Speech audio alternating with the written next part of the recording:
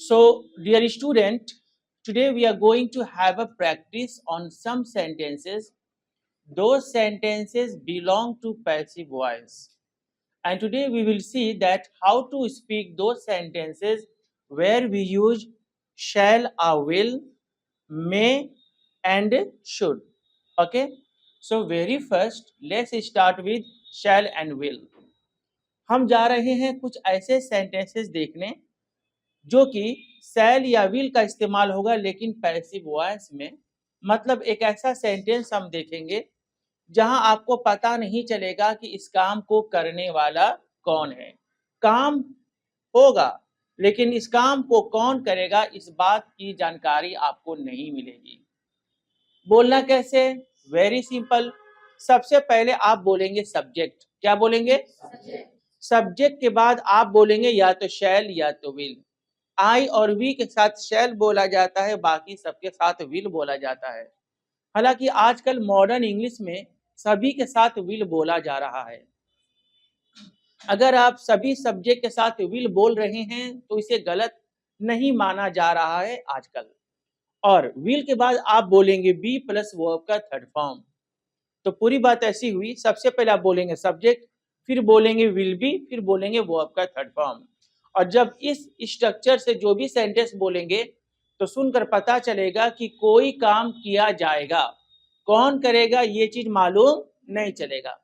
कैसे? आइए कुछ एग्जांपल्स देखें ताकि आप इस बात को शानदार तरीके से समझ सकें। मैं हिंदी सेंटेंसेस बोलूंगा और एज यूजुअल आप लोग इंग्लिश सेंटेंसेस बोलेंगे।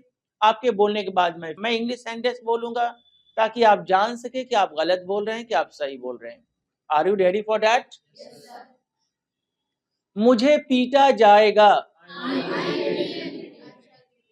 आई will be beaten. I will be beaten. आप शैल भी कर सकते हैं, I shall be beaten. Okay. मेरी मदद की जाएगी। I will be helped. I will be helped. I will को छोटा में आई भी कहते हैं। बहुत सारे लोग कहते हैं आई will be helped. I will be helped. Okay. मुझे सजा दिया जाएगा। आई विल बी पनिश्ड, यानी आई will be punished. I will be punished. हाँ। मुझे धोखा दिया जाएगा। I will B cheated. I will B cheated. आपको किडनैप्ड कर लिया जाएगा। You will be kidnapped. You will be kidnapped. हाँ। आपको पैसा दिया जाएगा। You will be given money. You will be given money. आप लोगों को दावत दी जाएगी। यू विल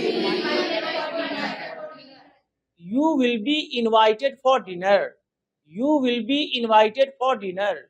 एक लैपटॉप खरीदा जाएगा। A laptop will be bought.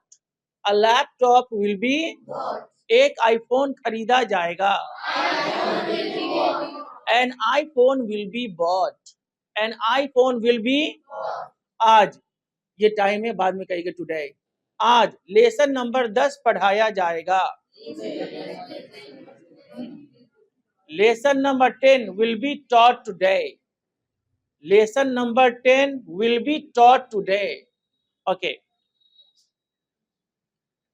आज अंग्रेजी बोला जाएगा।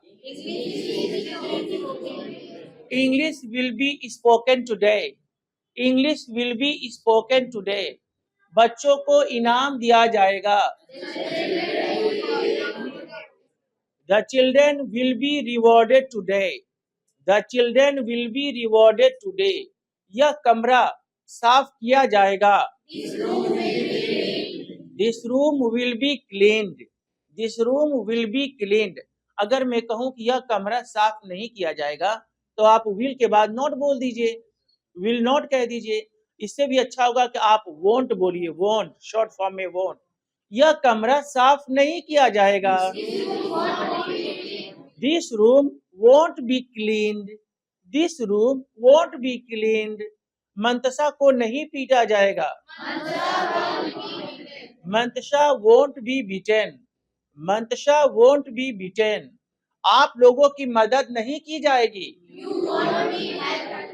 You will not be helped. Yeah, you won't be helped. You won't be helped.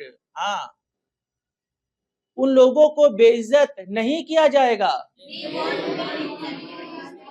They will not be insulted. They will not be fair and lovely नहीं लगाया जाएगा.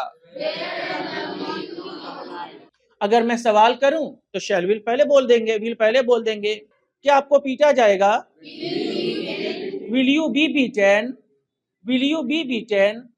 क्या आपको सजा दिया जाएगा? Will you be punished? Will you be punished? क्या एक मोबाइल खरीदा जाएगा? Will a mobile be bought? Will a mobile be bought? क्या यह कमरा साफ किया जाएगा?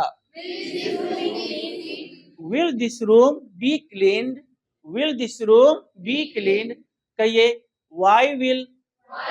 Why will? यह कमरा साफ क्यों किया जाएगा?